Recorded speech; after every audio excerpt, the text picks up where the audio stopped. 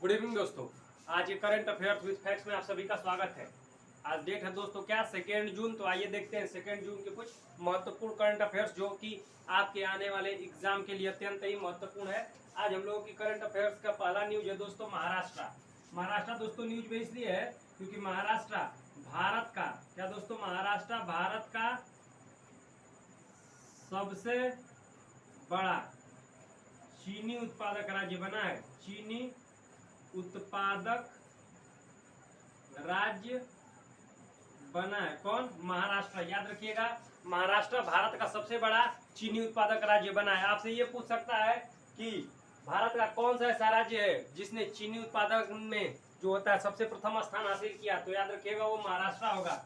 दूसरा, इसने दृष्टिबाधितों के लिए, क्या महाराष्ट्र ने दृष्टिबाधितों के लिए रेडियो दक्ष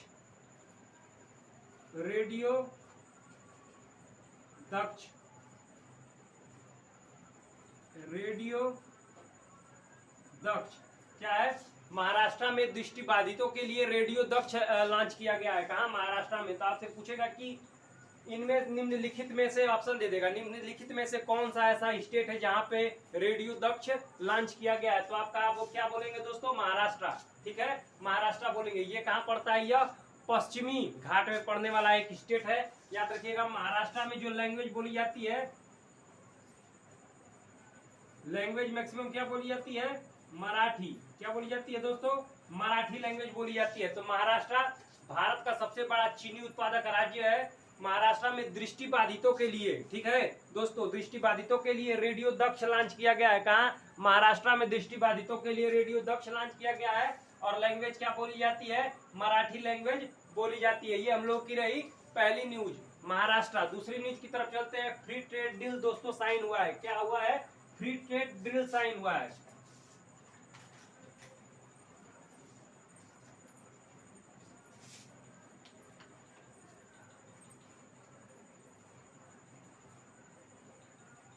फ्री ट्रेड डील, याद रखिएगा, फ्री ट्रेड डील साइन हुआ है। किसके किसके बीच में है? यूएई और इजराइल के बीच। यूएई और इजराइल के बीच में क्या हुआ है? फ्री ट्रेड डील साइन हुआ है। ये दोस्तों क्या है कि अत्यंत ही महत्वपूर्ण क्वेश्चन है। आपसे पूछेगा कि निम्नलिखित में से, ठीक है, निम्नलिखित में से किसके साथ फ्री ट्रेड डील पहली बार साइन हुआ है? तो इजराइल और यूएई के बीच। याद रखिएगा, इजराइल और यूएई के बीच। ठीक है, 2020 से पहले ये दोनों अत्यंत ही कट्टर दुश्मन हुआ करते थे। कौन? यूएई और इजराइल। परंतु ट्रंप की मदद से मिडिल ईस्ट क्वाड बना। क्या दोस्तों? Middle east quad,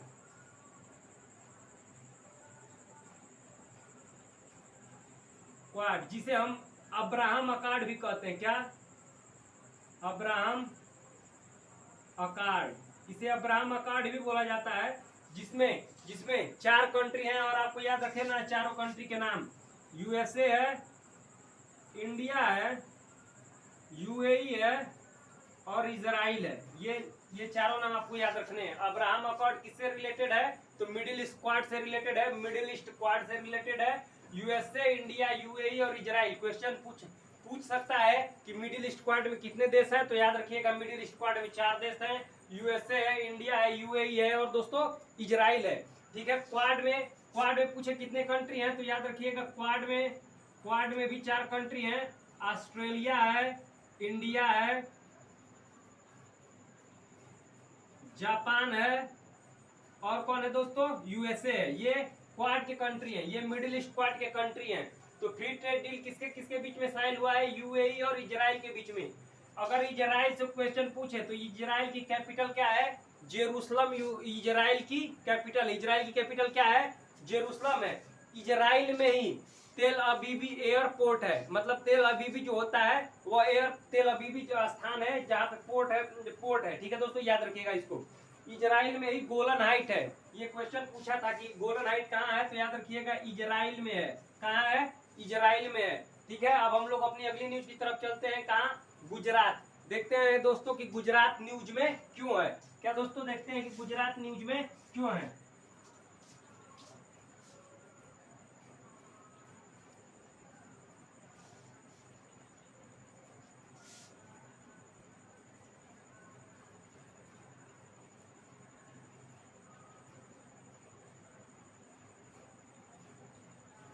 Gujarat news में इसलिए है क्योंकि भारत का प्रथम स्टेट हुआ है गुजरात, जिसने ड्रोन के माध्यम से पोस्टमैन होते हैं ना, जो पोस्ट को भेजते हैं, इसने ड्रोन के माध्यम से पोस्ट सेवा भेजने वाला प्रथम राज्य हुआ है।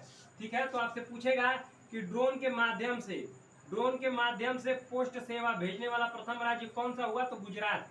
ड्रोन के माध्यम से पोस्ट को मेल किया है, मतलब पोस्ट को भेजा है, किसने, पोस्टमैन होता है जो कि पोस्ट को लेके जाता है, परंतु गुजरात में ड्रोन के माध्यम से, क्या, ड्रोन के माध्यम से गुजरात में पोस्ट को मेल किया गया है। कहाँ, गुजरात में। याद रखिएगा दोस्तों, गुजरात कहाँ है, गुजरात सबसे वेस्टर्न अर्थात सबसे पश्चिमी स्टेट है। याद रखिएगा, सबसे वेस्टर्न स्टेट है। अगर पूछे कि वेस्टर्न पॉइंट का नाम क्या है, तो सर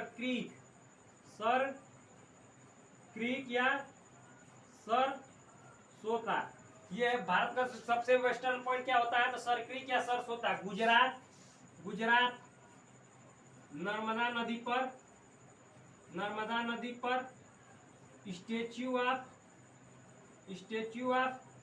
यूनिटी है। कहाँ, नर्मदा नदी पर स्टेच्यू ऑफ यूनिटी है। नर्मदा नदी पर स्टेच्यू ऑफ यूनिटी है। कहाँ, गुजरात में नर्मदा नदी पर स्टेच्यू ऑफ यूनिटी है। पूछेगा गुजरात में कहाँ, तो केवड़िया डिस्ट्रिक्ट में स्टेच्यू ऑफ यूनिटी किसकी है, तो सरदार वल्लभ भाई पटेल की।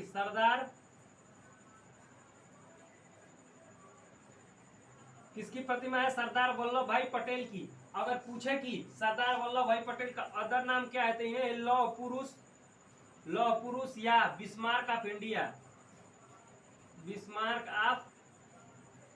कहा जाता है। किसे, सरदार वल्लभ भाई पटेल को क्या बोला जाता है, लौह पुरुष या बिस्मार्क ऑफ इंडिया। यह भारत के फर्स्ट होम मिनिस्टर थे। क्या, होम मिनिस्टर थे। याद रखिएगा, ये भारत के फर्स्ट होम मिनिस्टर थे सरदार वल्लभ भाई पटेल। ठीक है, 1948 ईस्वी में जो ऑपरेशन पोलो हुआ था हैदराबाद के लिए,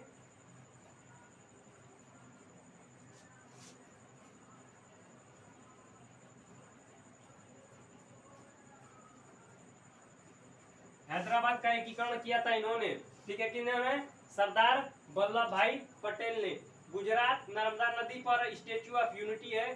गुजरात के केवड़िया में क्या है, केवड़िया में अगर पूछे कि स्टेच्यू ऑफ यूनिटी कहाँ स्थित है, तो गुजरात में। अगर पूछे कि गुजरात के किस जिले में स्थित है, तो याद रखिएगा केवड़िया डिस्ट्रिक्ट में दोस्तों स्थित है। सरदार वल्लभ भाई पटेल की प्रतिमा है। इन्हें लौह पुरुष कहा जाता है, बिस्मार्क ऑफ इंडिया कहा जाता है। फर्स्ट होम मिनिस्टर थे। 1948 ईस्वी में ऑपरेशन पोलो जो लाया गया था, इसके महत्वपूर्ण नायक थे, इनका ये आइडिया था।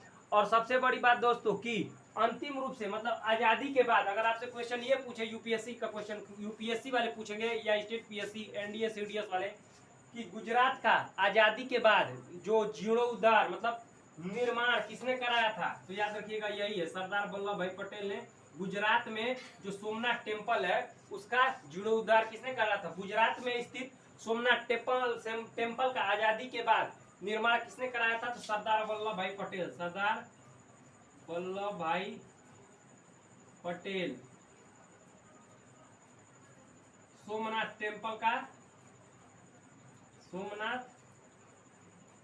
टेम्पल का निर्माण कराया।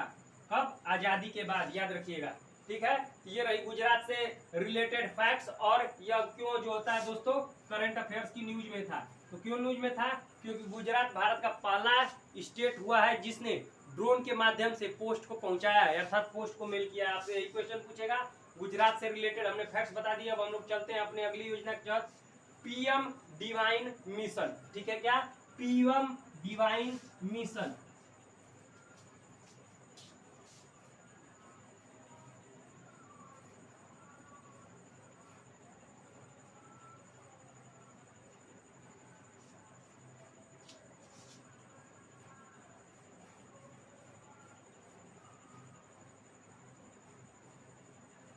पीएम डिवाइन मिशन, याद रखिएगा। इसका तो पहले फुल फॉर्म ही पूछेगा। फुल फॉर्म बताइए इसका क्या होता है, तो याद रखिएगा, प्राइम मिनिस्टर क्या prime minister development prime minister development initiative for north east. क्या है? Prime minister development initiative for north east, PM divine mission का फुल फॉर्म है क्या? Prime minister development initiative for north east mission. इसे क्या बोला जाता है? PM divine mission. पर्पज क्या है? पर्पज पूछे तो क्या है? पर्पज ये है कि जो नॉर्थ ईस्ट के स्टेट हैं, ठीक है, जो नॉर्थ ईस्ट के स्टेट है वहां पे विकास करना, ठीक है, रोजगार लाना अधिक से अधिक। यह प्रधानमंत्री द्वारा एक शुरू की गई परियोजना है जिसके तहत वहां पे हम लोग इन्वेस्टमेंट कर सके ताकि वहां पे नौकरी, रोजगार और इत्यादि रोड सेवाओं को विकसित कर सके। कहाँ? पर्पज ये है कि नॉर्थ ईस्ट स्टेट में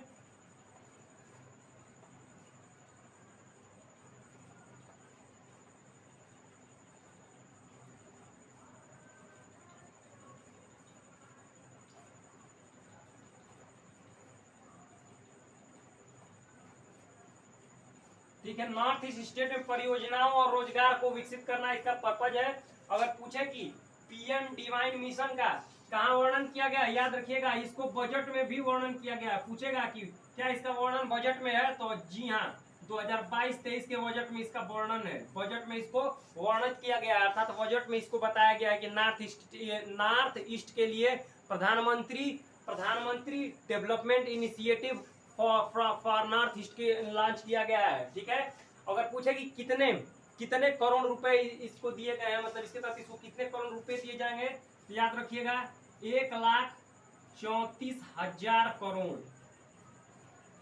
नॉर्थ ईस्ट स्टेट में वृद्धि के लिए 1,34,000 करोड़ केंद्र रुपए देगी। याद रखिएगा नॉर्थ ईस्ट जो स्टेट है उसमें वृद्धि के लिए 1,34,000 करोड़ रुपए कौन देगा दोस्तों? कौन देगा? केंद्र सरकार देगी। नॉर्थ ईस्ट में जो होता है दोस्तों 7 सिस्टर्स के नाम से जानी जाती हैं। ठीक है दोस्तों, 7 स्टेट हैं जो कि 7 सिस्टर्स के नाम से जानी जाती है। मैंने कई बार बताया है, आप लोग नाम याद रखिएगा। ठीक है, अरुणाचल प्रदेश, असम, ठीक है, मेघालय, नागालैंड, अरुणाचल प्रदेश, असम, मेघालय, नागालैंड, मणिपुर, त्रिपुरा और मिजोरम। ठीक है दोस्तों, ये रही 7 सिस्टर्स के नाम से जानी जाती हैं। ठीक है, 7 सिस्टर्स के नाम से जाने जाने वाली हैं। ठीक है, ये हम लोग की रही तीसरी न्यूज। आइए चलते हैं, Indo Pacific maritime domain awareness किसके द्वारा लॉन्च किया गया है? ठीक है, आइए देखते हैं किसके द्वारा यह लॉन्च किया गया है।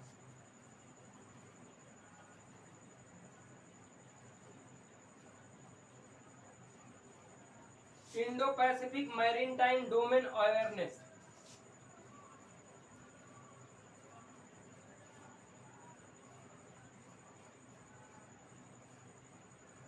Indo Pacific maritime domain awareness. अगर पूछेगा कि यह किसके द्वारा लॉन्च किया गया है, तो याद रखिएगा यह लॉन्च बाई किसके द्वारा? अगर पूछेगा कि Indo Pacific maritime domain awareness किसके द्वारा लॉन्च किया गया है, तो आप बता दीजिएगा यह क्वाड के द्वारा लॉन्च किया गया है। क्वाड किसके द्वारा लॉन्च किया गया है? क्वाड। अगर आपसे क्वाड से रिलेटेड फैक्ट पूछेगा तो इसकी शुरुआत 2007 में इसकी शुरुआत 2007 में करी गई। अगर पूछेगा कि सर्वप्रथम 2007 में किसकी संकल्पना किसने दी, किसने कहा कि क्वाड होना चाहिए, तो शिंजो आबे उस समय पीएम थे कहाँ के? जापान के। याद रखिएगा उस समय पीएम थे कहाँ के? जापान के। अगर इसकी फुल फॉर्म पूछ दे तो quadrilateral security dialogue, quadrilateral security dialogue. क्या है? क्वाड्रिलेटरल सिक्योरिटी डायलॉग 2007 में इसकी संकल्पना सर्वप्रथम शिंजो आबे ने करी थी। फुल नाम क्वाड्रिलेटरल सिक्योरिटी डायलॉग है। क्वाड की जो 2022 की बैठक है, 2022 की बैठक टोक्यो में हो रही है। कहाँ हो रही है? टोक्यो में हो रही है। क्वाड की 2022 की बैठक कहाँ हो रही है? टोक्यो में हो रही है। ठीक है, 2022 की बैठक टोक्यो में हो रही है। और टोक्यो कहाँ स्थित है? तो होन्शु द्वीप पर स्थित है। होन्शु द्वीप अर्थात होन्शु आइसलैंड पर स्थित है। टोक्यो कहाँ स्थित है? होन्शु आइसलैंड पर स्थित है। याद रखिएगा, ये पूछेगा कि टोक्यो किस द्वीप पर स्थित है, तो यह होन्शु आइसलैंड पर स्थित है। क्वाड 2022 की बैठक कहाँ हो रही है? टोक्यो में हो रही है। ठीक है, इसी बैठक में जो पीएम है मोदी ने जोई बाइडेन को अर्थात यूएसए के प्रेसिडेंट को क्या गिफ्ट किया है? सांझी पेंटिंग गिफ्ट किया है। क्या? पीएम मोदी ने यूएसए के प्रेसिडेंट को क्या गिफ्ट किया है? सांझी पेंटिंग। क्या? सांझी पेंटिंग या सांझी आर्ट। किसको गिफ्ट किया है? यूएसए के प्रेसिडेंट को। सांझी पेंटिंग कहाँ की है? यूपी की है। यही तो आपसे पूछेगा कि सांझी पेंटिंग यूपी से, और पूछेगा कि उस पर किस चीज का चित्र है, तो राधा और भगवान श्री कृष्ण का चित्र है। किस पे? सांझी पेंटिंग पे। तो ये रही Indo Pacific maritime domain awareness, quad द्वारा लॉन्च किया गया। देखिए, क्वाड का इसका लॉन्च करने का कारण ये है कि जो चीन का बढ़ता हुआ समुद्र में वर्चस्व है उसको कंट्रोल करना। ठीक है, इंडो पैसिफिक में रीजन में इंडिया के वर्चस्व को और ज्यादा बढ़ाना, और जो चाइना का पावर बढ़ रहा है समुद्र में उसको कंट्रोल करना, इसीलिए क्वाड द्वारा इसको लॉन्च करा गया है। ठीक है, आइए अब अगले न्यूज की तरफ चलते हैं कि अस्त्र MK1 क्या है। ठीक है, अस्त्र MK1 क्या है?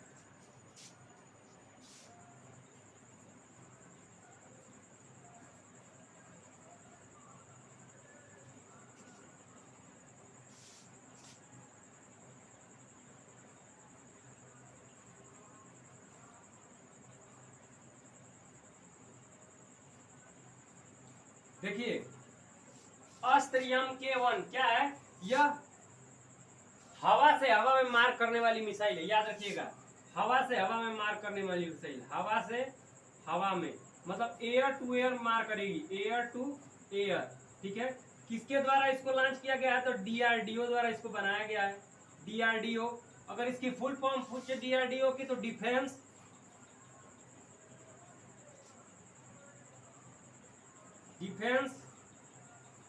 रिसर्च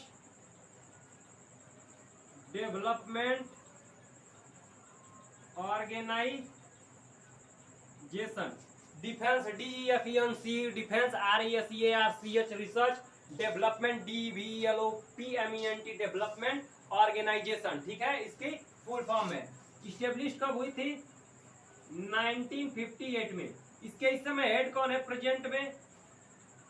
G सतीश रेड्डी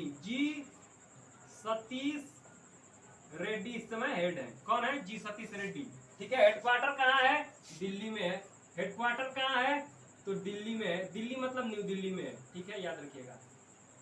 अगर पूछे कि दिल्ली से अगर पूछे तो दिल्ली यमुना नदी के किनारे स्थित है। ये आप सभी को पता होगा कि दिल्ली कहाँ है? यमुना नदी के किनारे स्थित है। और सबसे बड़ी न्यूज ये है कि पूछेगा कि पूरे विश्व के कैपिटल में सबसे प्रदूषित कैपिटल कौन सा है? तो अपना दिल्ली ही है। याद रखिएगा, 1911 ईस्वी में एक्ट पारित हो गया कि दिल्ली को भारत की राजधानी बना दिया जाएगा, परंतु लागू कब से हुआ? 1912 ईस्वी से लागू हुआ। ये रही अस्त्र MK1 किसके द्वारा लॉन्च करी गई रही, और उससे जुड़े फैक्ट्स। ठीक है, अब हम अगली न्यूज की तरफ चलते हैं। क्या?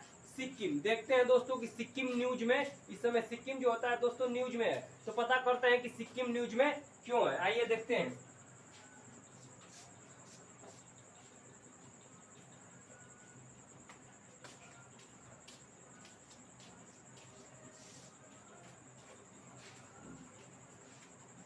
क्या दोस्तों? सिक्किम। देखते हैं दोस्तों कि सिक्किम न्यूज में क्यों है।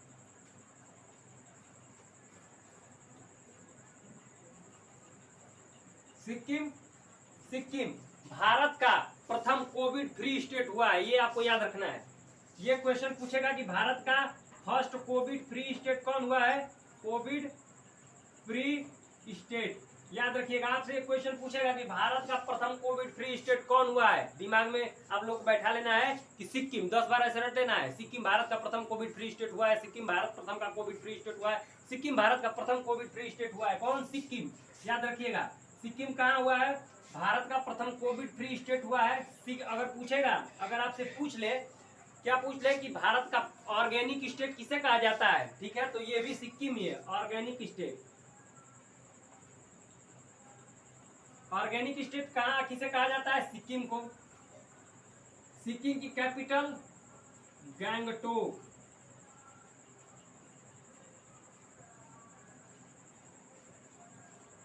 सिक्किम में कंचनजंगा। कंचनजंगा क्या है? हिल्स है। कंचनजंगा पहाड़ी है जो भारत की सबसे ऊंची पहाड़ी है। क्या? यह भारत की सबसे ऊंची पहाड़ी है।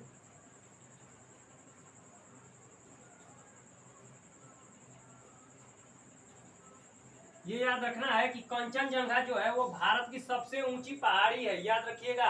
अगर पूछे, ऐसे पूछे कि भारत की सबसे ऊंची पहाड़ी कौन सी है, तो आप बोलेंगे गांडवी नास्टिन केटू।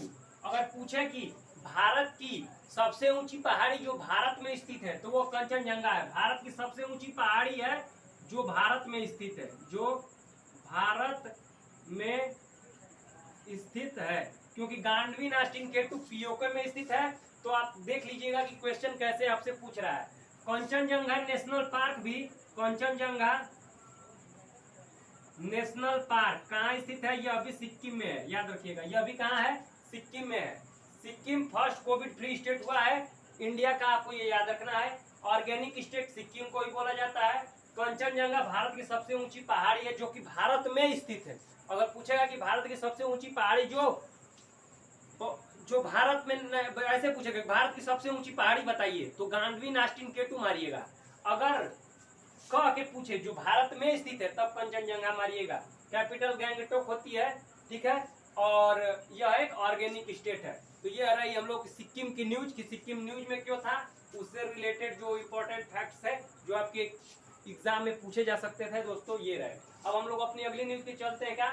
इंदिरा गांधी शहरी रोजगार योजना कहाँ लॉन्च करा गया है? ठीक है, इंदिरा गांधी शहरी रोजगार योजना।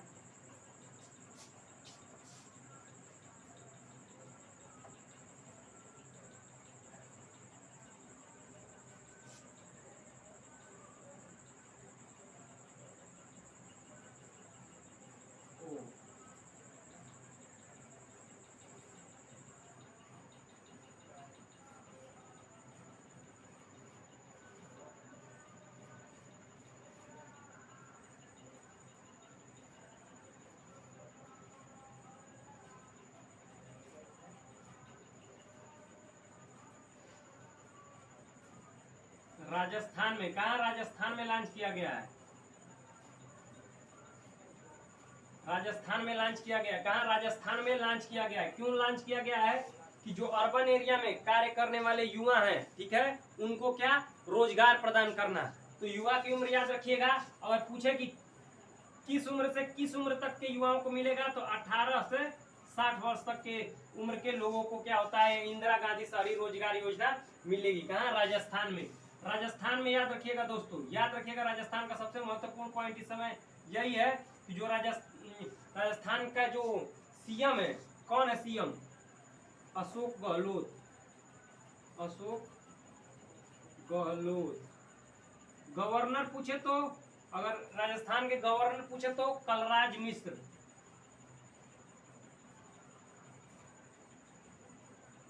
कलराज मिश्र राजस्थान के क्या है? अशोक गहलोत सीएम है, कलराज मिश्र गवर्नर है।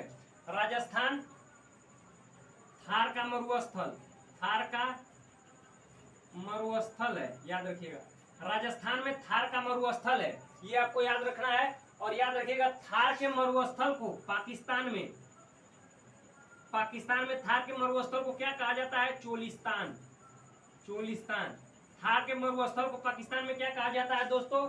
थार के मरुस्थल को पाकिस्तान में चोलिस्तान कहा जाता है। याद रखिएगा कि राजस्थान में थार का मरुस्थल है और पाकिस्तान में इसे चोलिस्तान कहा जाता है। राजस्थान में ही पुष्कर मेला लगता है, ये आपको याद रखना है। पुष्कर मेला कहाँ लगता है? राजस्थान में।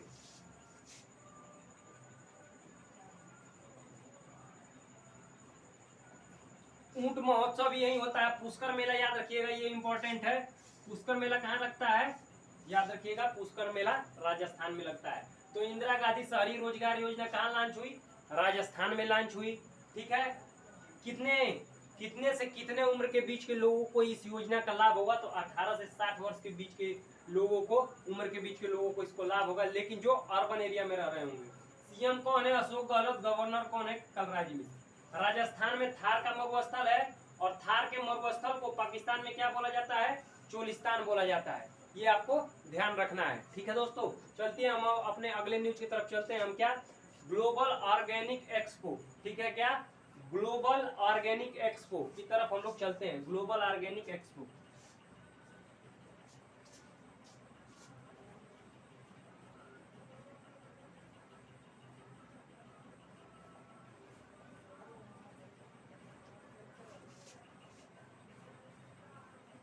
ग्लोबल ऑर्गेनिक एक्सपो अगर पूछेगा कि कहाँ आयोजन हुआ है या फिर लॉन्च कहाँ हुआ है, आयोजन कहाँ हुआ है, अगर आपसे पूछ ले दोस्तों कि आयोजन कहाँ हुआ है, तो दिल्ली में। कहाँ? दिल्ली। दिल्ली में आयोजन हुआ है, याद रखिएगा। ग्लोबल ऑर्गेनिक एक्सपो का आयोजन क्या होता है? दिल्ली में हुआ है। अगर थीम पूछ ले कि इसकी थीम क्या है, थीम पूछ ले तो profitable for humanity,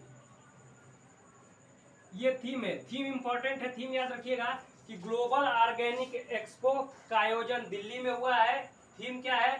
profitable for humanity. ये आपको याद रखना है। ठीक है, ये हम लोग की सिर्फ वन लाइनर क्वेश्चन है कि ग्लोबल ऑर्गेनिक एक्सपो आयोजन कहाँ हुआ है? दिल्ली। थीम क्या है? Profitable for humanity. दिल्ली से दोस्तों मैंने बताया कि 1911 ईस्वी में यह प्रस्तावित हो गया था कि यह भारत का कैपिटल होगा, परंतु लागू कब से हुआ? 1912 ईस्वी से लागू हुआ। मतलब 1911 ईस्वी में यह प्रस्तावित कर दिया गया था कि भारत का कैपिटल क्या होगा? दिल्ली। पर 1912 ईस्वी में इस पे ठप्पा लग गया कि हाँ, भारत की कैपिटल क्या होगी? अब दिल्ली होगी। तो समझ जाइएगा कि एग्जामिनर क्वेश्चन को कैसे पूछ रहा है। ठीक है, आपको ध्यान देना है कि क्या एग्जामिनर क्वेश्चन को किस प्रकार से पूछ रहा है। अगर पूछेगा कि भारत की कैपिटल दिल्ली किस वर्ष घोषित हुई, तो 1911 ईस्वी में। किस वर्ष से कहा जाने लगा, तो 1912 ईस्वी से कहा जाने लगा। ये आपको याद रखना है। कब से कहा जाने लगा? तो 1912 ईस्वी से कहा जाने लगा। ठीक है, आइए हम अपने अगले न्यूज की तरफ चलते हैं कि नॉर्वे शतरंज टूर्नामेंट। क्या? नॉर्वे शतरंज टूर्नामेंट किसने जीता है?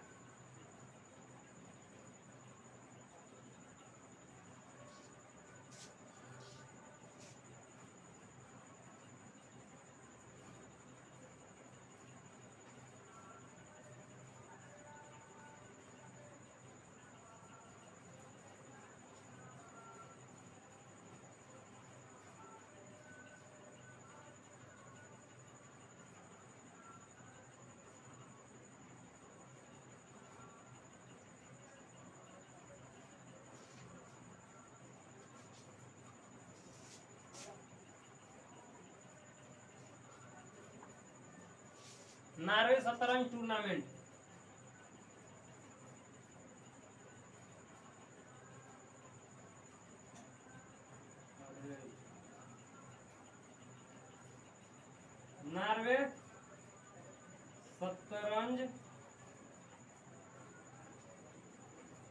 नॉर्वे शतरंज टूर्नामेंट किसने जीता है? तो याद रखिएगा वेस्ले बारबोसा सो ने जीता है। किसने जीता है? वेस्ले बारबोसा सो ने। वेस्ले बारबोसा सो ने किसने जीता है? वेस्ले बारबोसा सो ने जीता है। नॉर्वे शतरंज टूर्नामेंट अगर आपसे पूछे कि किसने जीता है, तो याद रखिएगा वेस्ले बारबोसा सो ने जीता है। सिर्फ यह वन लाइनर में ही पूछेगा दोस्तों। आपसे पूछेगा कि नॉर्वे शतरंज टूर्नामेंट किसने जीता है, तो वेस्ले बारबोसा सो ने जीता है। आइए हम खेल के अगले न्यूज की तरफ चलते हैं कि यूईएफए चैंपियनशिप, ठीक है, किसने जीती है? यूईएफए चैंपियनशिप किसने जीती है? अगर आपसे पूछेगा कि यूईएफए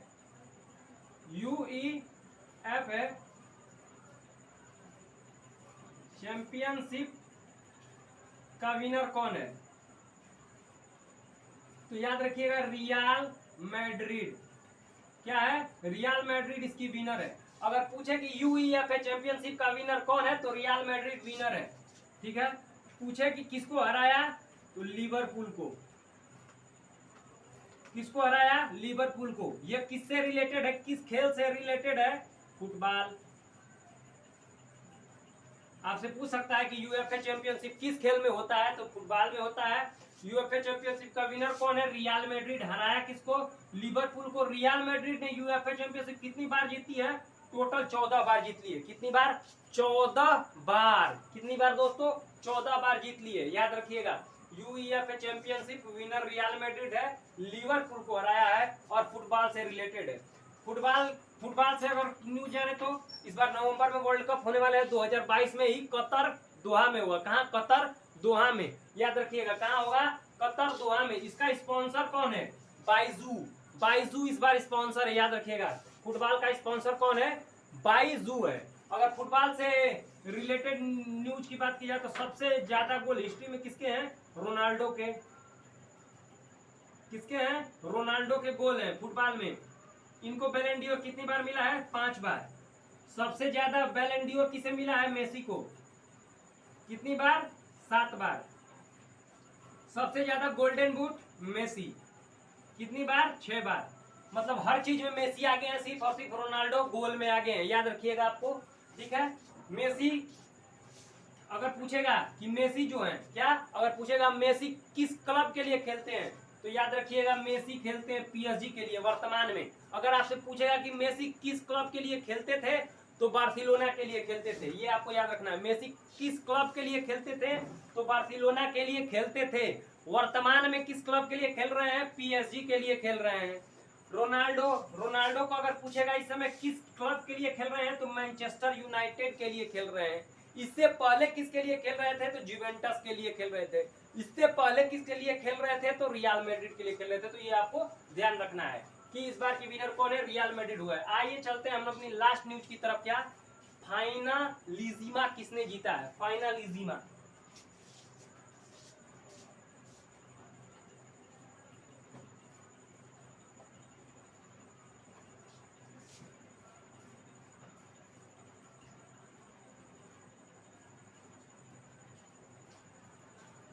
फाइनलिजिमा किसने जीता है? अगर ये पूछेगा तो याद रखिएगा अर्जेंटीना ने। अर्जेंटीना ने जीता है। किसने जीता है? अर्जेंटीना ने जीता है। किसको हराया है? अर्जेंटीना ने हराया है इटली को। इटली को किसको हराया है? इटली को हराया है अर्जेंटीना ने। अगर आपसे पूछे कि फाइनलिजिमा किसने जीता है, तो अर्जेंटीना ने जीता है। देखिए, फाइनलिजिमा जो है यह कोपा अमेरिका की विनिंग टीम और यूरोप की विनिंग टीम, ठीक है, यूरोप टाइटल की विनिंग टीम के बीच में होता है। दो टीमों के बीच में होता है फाइनलिजिमा। किसके किसके बीच में? कोपा अमेरिका की विनिंग टीम जो कि साउथ अमेरिका में होता है, और यूरोपा की विनिंग टीम जो कि यूरोप में एक कप होता है। उन दोनों के टीम जो फाइनल के विजेता होते हैं, उनसे क्या होता है? वो मैच कराया जाता है। उसे क्या बोलता है? फाइनलिजिमा कराया जाता है। मतलब साउथ अमेरिका और यूरोप की जो फाइनल जो विजेता टीम होती है, उन दोनों के बीच मैच होता है। और यह जो होता है एक नेशनल ट्रॉफी होती है। इसको इस बार किसने जीता है? अर्जेंटीना ने जीता है। किसको हराया है? इटली को हरा दिया है। अर्जेंटीना के मुख्य प्लेयर में मेसी हैं। आपको पता ही है मेसी के बारे में मैंने कितनी बार बता दिया है। 7 बैलन डी ओर, 6 गोल्डन बूट, ठीक है, अर्जेंटीना के लिए सबसे ज्यादा गोल, ठीक है। इन्होंने ही अलरियला फुटबॉल का जो जिस फुटबॉल से फीफा 2022 का उद्घाटन होगा, इन्होंने उसको क्या होता है उसको लॉन्च करा। किसने? मेसी ने। तो ठीक है, ये रही हम लोग की आज की करंट अफेयर्स की न्यूज, और ये रही स्पोर्ट्स से रिलेटेड न्यूज। ठीक है दोस्तों, अगर आपको क्लास पसंद आई हो तो लाइक, सब्सक्राइब और शेयर करना न भूलें। धन्यवाद दोस्तों।